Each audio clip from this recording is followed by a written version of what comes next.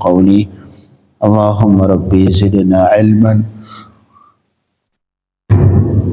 وارزقنا فهما اللهم علمنا ما ينفعنا وانفعنا بما علمتنا اللهم فقهنا في الدين وعلمنا التأويل وافتح علينا فتوح العارفين برحمتك يا أرحم الراحمين.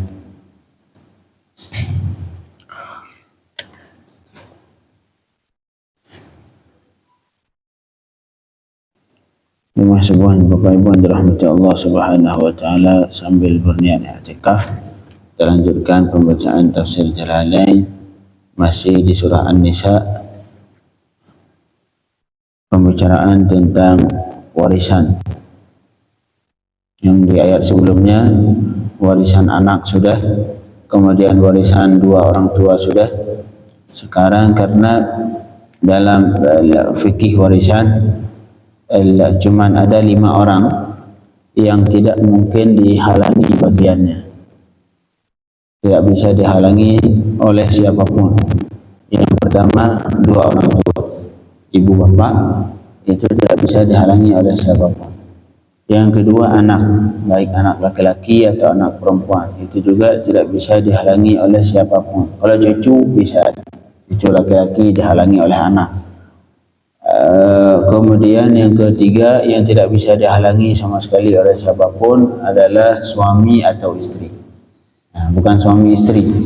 Nah, kalau suami istri nggak mungkin. Suami atau istri. Suami jika meninggalnya istri, istri kalau jika meninggalnya adalah suami. Inilah 5 orang yang tidak bisa dihalangi oleh siapapun. Yang pertama 2 orang tua, yang kedua anak, yang ketiga suami atau istri. Itu tidak bisa terhalangi oleh siapapun karena mereka itu tersambung ke mayit dengan sendirinya, bukan karena perantara. Beda halnya misalkan cucu itu kesambung ke si mayit lewat anak, saudara si mayit dia itu tersambung ke si mayit lewat bapak. Jadi si saudara ke bapak dulu baru ke si mayit. Nah, sehingga saudara laki-laki atau saudara perempuan semuanya terhijab ketika ada bapak. Ya kan, si mayit ini punya bapak masih hidup dan dia punya saudara kakak beradik. Ini kakak beradik saudara semua mahjub, terhalangi karena ada bapak. Alasannya karena ini saudara terhubung ke si mayit lewat perantara bapak. Sehingga kalau perantaranya masih hidup, yang mereka ini terhalangi. Dan jadi sekali lagi cuma 5 orang yang tidak bisa terhalangi oleh siapapun. Yang pertama 2 orang tua, yang kedua anak, yang baik laki-laki atau perempuan, yang ketiga suami dan istri. Jadi yang di ayat kemarin Allah membicarakan 2 orang. Yang pertama anak, menjawab tentang warisan anak. Yang kedua warisan 2 orang tua. Sekarang warisan suami atau istri. Qala Allah Ta'ala, a'udzu billahi minasy syaithanir rajim. Bismillahirrahmanirrahim. Walakum nisfu ma taraka azwajukum illam yakul lahunna walad. فإن كان لهن ولد فلكم الربع مما تركن من بعد وصية يوصين بها أو دين ولهن الربع مما تركتم إن لم يكن لكم ولد فإن كان لكم ولد فلهن الثمن مما تركتم من بعد وصية توصون بها أو دين. قال الله walakum nisfu ma taraka azwajukum, dan bagi kalian wahai laki-laki nisfu ma taraka azwajukum, setengah dari apa yang ditinggalkan oleh istri-istri kalian. Illam yakul lahunna walad, jika tidak bagi mereka anak. Anak di sini baik anak langsung atau cucu. Atau cucu ke bawah itu dianggap anak dalam bahasa Arab. Jadi suami Jadi suami mendapat warisan dari istrinya yang meninggal setengah jika si istri tidak memiliki anak. Itu anak yang dimaksud anak istri baik lewat suami itu atau lewat suaminya yang lain. Mungkin istrinya nikah sama suami ini setelah janda dan dia punya anak dari suami pertama. Jadi ketika istri jika punya anak dari baik dari suami itu atau dari suaminya yang sebelumnya, maka suami ini yang ditinggalkan cuman berhak entar seperempat. Jadi syarat yang pertama, suami berhak 1/2 dari harta peninggalan istri jika istri tidak memiliki anak. Jadi pertanyaan, Pak Ustaz, dari mana duit istri? Nah, duit istri banyak, mungkin dia dari harta warisan orang tuanya, atau mungkin dia ada bisnis homemade. Artinya dia mungkin bisnis pribadi sendiri lain, jualan online, akhirnya banyak duit. Itu semua bagian dari harta istri. Harta suami hasil kerjaan suami, harta suami hasil kerjaan istri, harta istri. Jadi makanya yang pertama yang paling penting dalam warisan harus ditentukan dulu yang mana harta istri, yang mana harta suami. Jangan nggak jelas campur hartanya. Nah, kalau dicampur bingung nanti. Ketika meninggal suami, yang mana harta suami, atau meninggal istri, yang mana harta istri. Tidak, usahakan harus diperjelas harta suami atau harta istri. Nah, dengan tujuan dan atau kalau kecampur, Pak Ustaz, ada namanya harta gunung gini.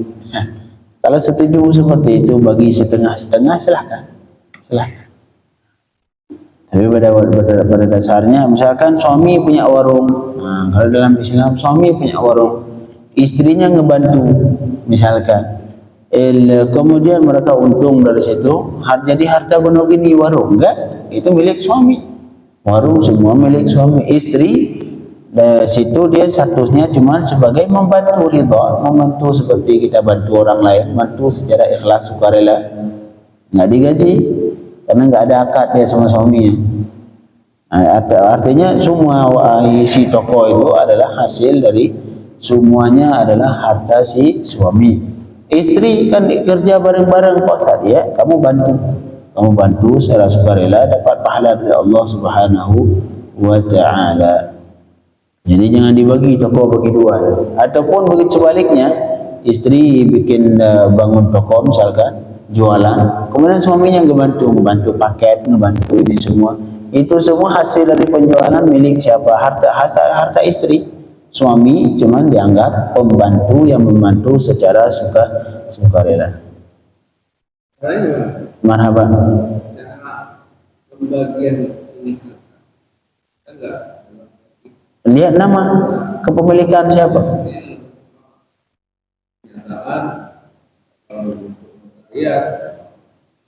Kalau di hukum dunia, di hukum negara saya kurang tahu, tapi hukum fikih mudah sebenarnya. Ya kalau tulis, cuman untuk dalam fikih Islam untuk menunjuki kepemilikan tidak harus tertulis, walaupun tertulis itu lebih baik, ya, lebih baik diarahkan, syariat mengarahkan untuk tertulis supaya tidak ada perselisihan di kemudian hari. Tapi pada dasarnya untuk sah kepemilikan cukup dengan diucap, cukup dengan lisan, tidak harus ditulis. Tapi kalau hukum negara yang mau tidak mau harus dibuktikan dengan kertas sertifikat. Untuk hukum dunia, saya misalkan ini duit, ini HP saya kasih buat bapak ayah, sudah jadi miliki. Itu sudah ada pada dasar kisah harta. Kalau seperti itu. Nah,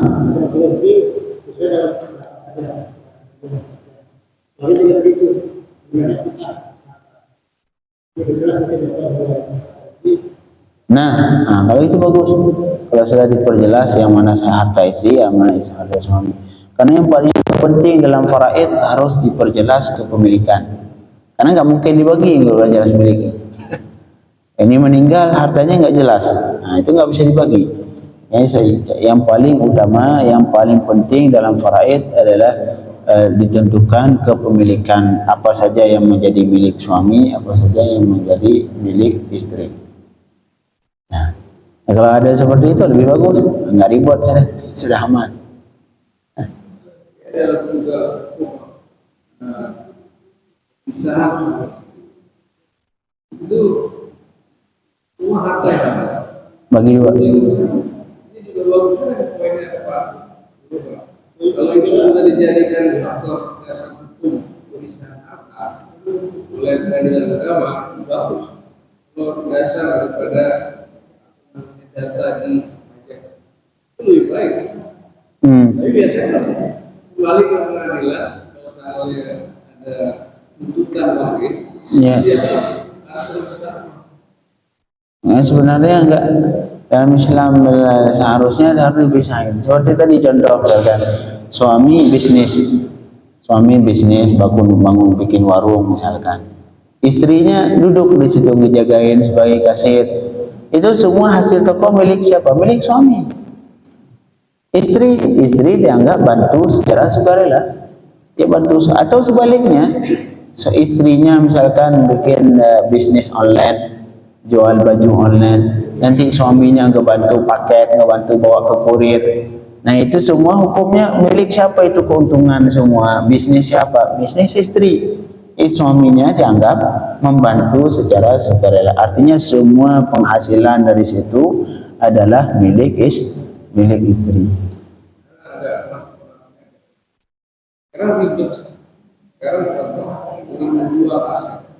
Ya, harus ada pengetahuan, harus. Jadi memang kayaknya agak sulit menerapkan. Itu kembali masing-masing Ke masing-masing. mereka Nah. ingin disyariat. Nah, disitulah butuh ilmu. Kalau misalkan istri kita ataupun suami kita nggak pernah mendengar hal seperti ini, anak kita nggak pernah mendengar hal-hal seperti ini, nggak pernah hadir ke masjid, nggak pernah duduk di majelis ilmu terutama bapak, pasti berantem. Ntar selesai kita meninggal, pasti berantem anak kita. Nggak pasti bilangin, oh ikuti syariat, ikuti ayat Allah. Apaan ayat Allah? Tapi kalau istri kita, anak kita, suami kita pernah mendengar hal-hal seperti ini, oh saya pernah mendengar Ustaz ngejelasin ilmu warisan seperti, insya Allah dia dengan sendirinya akan ada perasaan, saya ikut itu aja. Tapi kalau nggak pernah mendengar, karena kata ulama, al-insanu aduwwun lima jahilahu. Nah, itu kaidah itu. Salah satu kaidah yang berlaku dari zaman dulu sampai sekarang itu. Al-insanu aduwwun lima yajhaluh. Manusia itu menjadi musuh bagi apa yang tidak dia ketahui. Seseorang pasti dianggap menjadi musuh bagi apa yang tidak diketahui. Kalau kita belum mengetahui, pasti kita nggak bakal nerima. Tapi coba kita jelasin, dia mau ngikutin, mau memahami, udah paham baru saya mau. Nah, itu memang kaidah itu. Al-insanu aduwwun lima yajhaluh. Manusia itu menjadi musuh bagi apa saja yang tidak ia ketahui. Selama ia belum mengetahui, belum pernah mendengar ilmu waris, belum pernah duduk di majelis ilmu, tiba-tiba pas bapaknya meninggal, 80% pasti anaknya berpendapat saya nggak mau ikut syariat. Tapi kalau anaknya sudah mendengar, oh fadilah faraid seperti ini, anak laki-laki seperti ini, ibu seperti ini, bapak sudah paham dia. Setelah salah satu dari bapaknya meninggal ataupun siapa, mereka sudah nerima, oh ikuti saja yang sudah. Jadi penyebab utama kenapa terjadi perselisihan, karena ahli waris tidak pernah mendengar yang hal-hal yang seperti ini, nggak pernah hadir di majelis ilmu, Makanya dia itu ketika mendengar ilmu waris dari agama, apaan ini? Karena dia nggak pernah mempelajari, nggak pernah. Makanya kaidah tadi diingat itu, al-insanu aduwwun lima yajhaluh. Manusia itu menjadi musuh bagi apa saja yang tidak ia ketahui. Selama ia belum paham, belum mengetahui, sampai kapanpun ia tidak bakal menerima. La ilaha illallah. Jadi sekali lagi suami mendapatkan bagian dari harta peninggalan istrinya setengah jika si istri tidak memiliki anak. Anak yang dimaksud keturunan artinya, baik anak langsung atau cucu. Cucu, tapi cucu yang dimaksud adalah cucu dari anak laki-laki. Nah, cucu dari anak laki-laki. Kalau cucu dari anak perempuan bukan ahli waris. Cucu dari anak perempuan bukan ahli waris.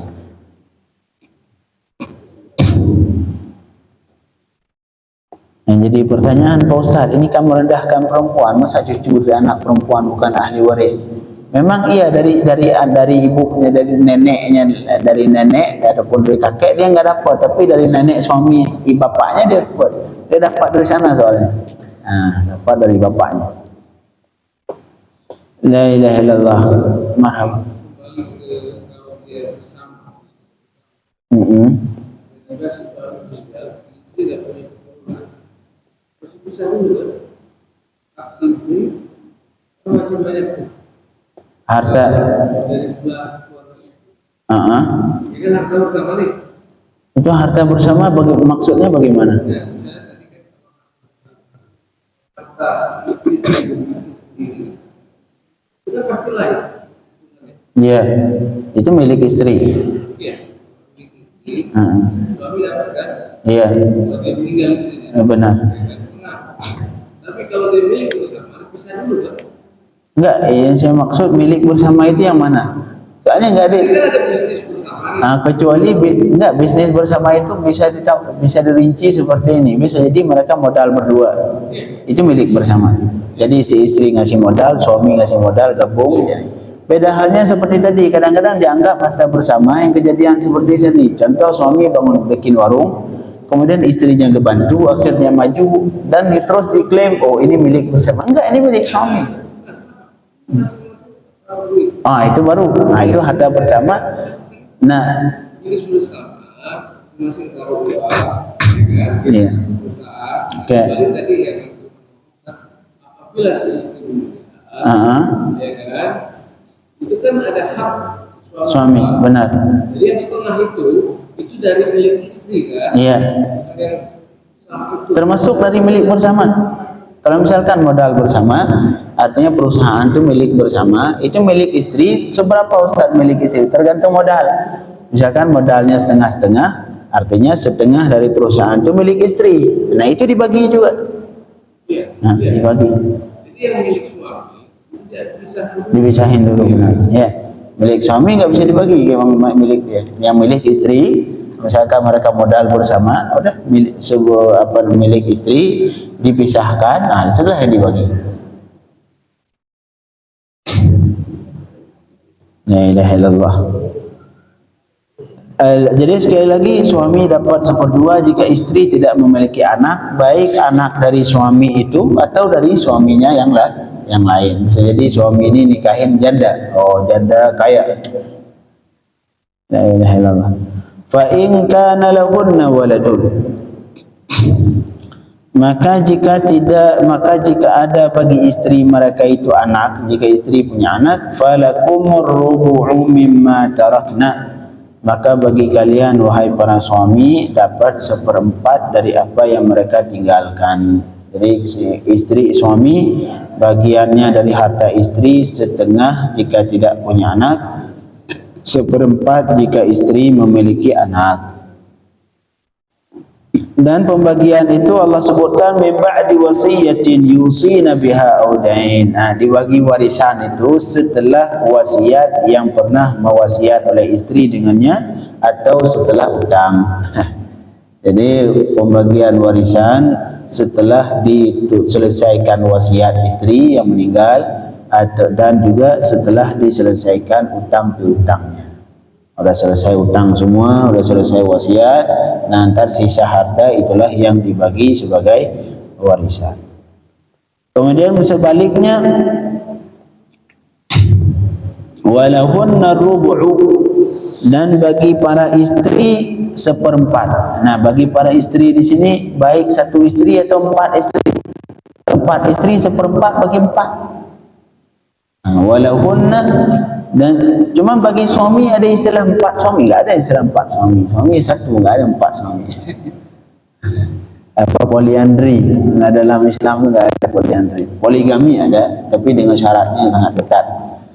Walaupun narubu'u, dan bagi para istri, baik istrinya satu orang atau banyak, ar-rubu'u seperempat dari apa yang kalian tinggalkan wahai para suami, jika tidak ada bagi kalian anak. Jika kalian tidak punya anak, maka istri kalian mendapatkan seperempat. Baik istrinya sendiri, ya sudah seperempat utuh milik dia. Kalau istrinya berdua, seperempat bagi dua.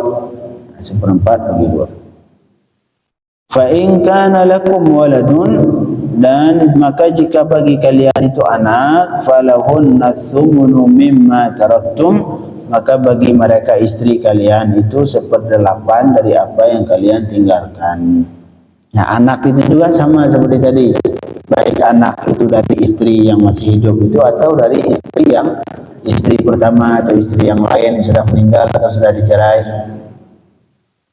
Min ba'di wasiyatin tusuna biha audain, pembagian itu semua terjadi setelah wasiat yang kalian pernah berwasiat dengannya dan setelah hutang. Jadi dibagi ahli waris juga sama setelah diselesaikan wasiatnya dan setelah diselesaikan hutangnya. Besok kita lanjutkan tentang hukum warisan kakak beradik. Nah, ini sudah warisan anak, sudah warisan orang tua, sudah kemudian warisan suami istri, sudah. Besok memasuki tentang warisan berikutnya adalah warisan kakak beradik. Nah, kita cukupkan. Allahumma faqihna fid din, 'allimna at-ta'wil, aftah lana at-ta'arifin. Sallallahu alaihi sayyidina Muhammadin wa alihi wa sahbihi wasallam. Walhamdulillahi rabbil alamin.